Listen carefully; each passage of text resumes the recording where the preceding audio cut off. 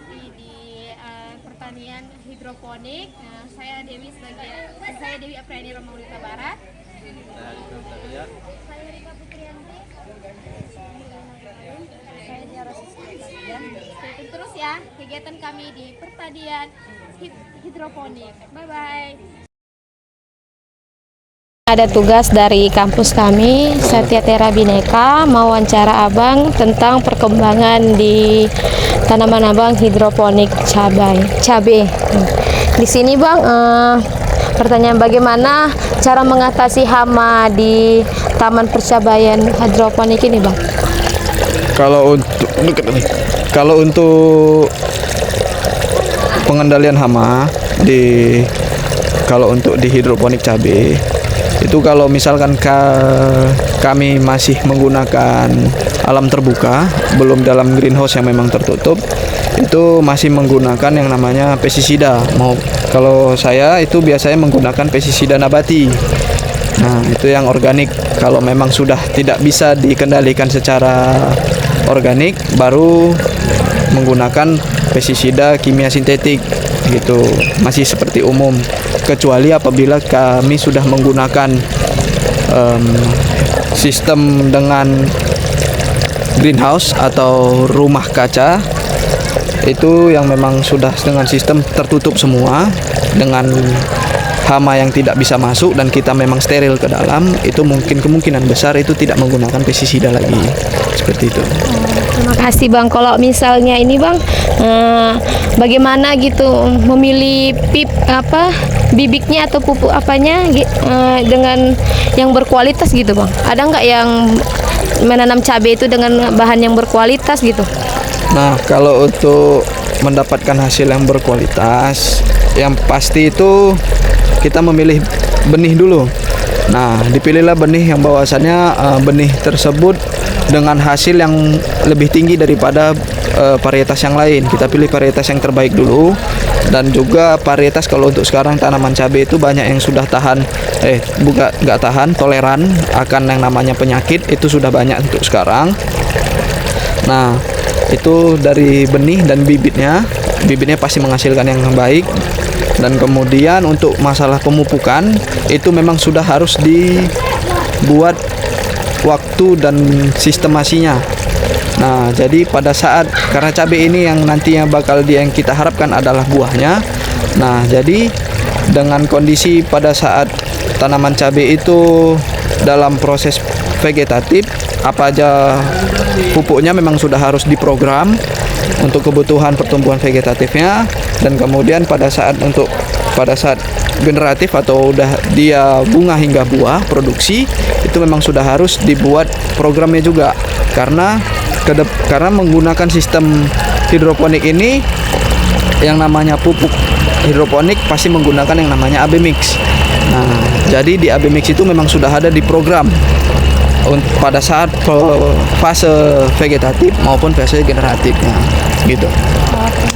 Kalau konvensional kita tidak menggunakan alat. Kalau modern biasanya kalau untuk di hidroponik itu udah pasti menggunakan mesin pengaliran air, dan kemudian alat ukur dalam mengukur kadar asam basa air itu pH meter, dan kemudian untuk mengukur tingkat kadar nutrisi di dalam air menggunakan TDS meter. Nah, disitulah dia. Terima kasih Bang. Kalau misalnya ini Bang, kapan ya panennya ini, dalam entah 2 tahun atau 3 tahun, kapan panennya cabai? Kalau cabai itu sama saja seperti penanaman konvensional biasanya. Itu biasanya awal panen pertama, panen perdana itu di umur 3 bulan setelah tanam. Nah, itulah panen pertamanya. Dan kemudian dapat bertahan terus-menerus hingga umur tanaman 10 sampai 12 bulan. Gitu. Kasih ya Bang, yang lain lah. Oh ya. Berarti kan nggak cuma cabai aja kan ya Abang tanam di sini? Ya, kalau untuk cabai itu memang satu hamparan tanah. Memang kami khususkan untuk menanam cabai itu di belakang sana.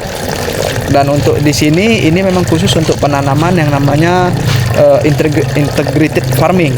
Jadi itu namanya pertanian secara integrasi. Jadi disinilah makanya kami ada yang namanya aquaponik. air kolam yang disambung ke tanaman, ada hidroponik, ada sistem organik juga, dan juga ada kandang ayam. Nah, jadi sisa panen atau daun-daun yang hasil petikan atau BS itu kami berikan pakan ayam. Nah, jadi tidak ada terbuang ataupun diberikan ke pakan ikan. Nah, begitu. Nah, nanti dari kandang ayam, makanya kandang ayam kami full bawahnya adalah tanah. Jadi itu adalah kompos yang memang secara alami terjadinya pelapukan. Nanti itu kami ambil setiap 3 bulan atau 6 bulan sekali untuk dijadikan kompos. Itu kami tanam untuk di cabai. Itulah kami gunakan. Jadi inilah adalah semi integrated farming. Jadi semuanya berkesinambungan. Oh, iya. Gitu. Makasih ya Bang. Kalau ini Bang, kan ini kan Abang kan menanam ini. Ada nggak pertama kali Abang nanam ini ada nggak kegagalan? Kalau yang namanya kegagalan biasanya untuk pertama pasti ada.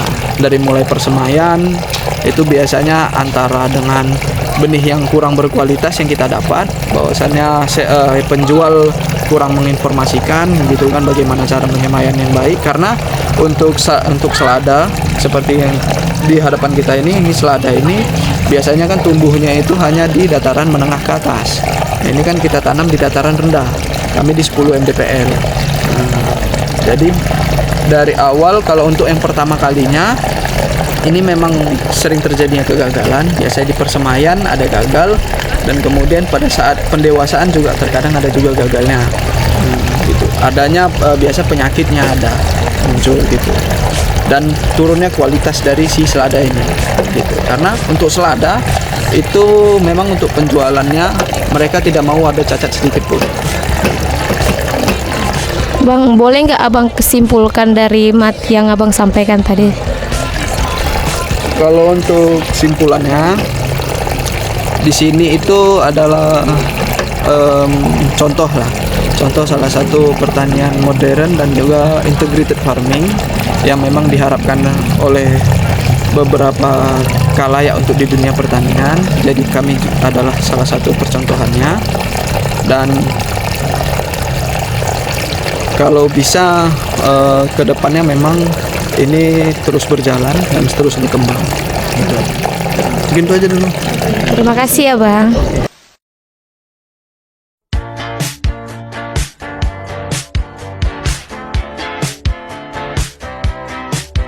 There's a stranger in my bed. There's a pounding in my head. Glitter all over the room. Pink flamingos in the pool. I smell like a minibar. Are you down for this? If you're in the mood, we can take it to the moon. Just like a movie scene.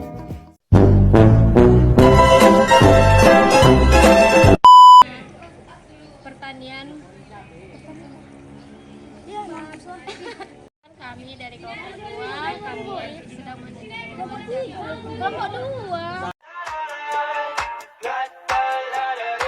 I got my head out the sunroof.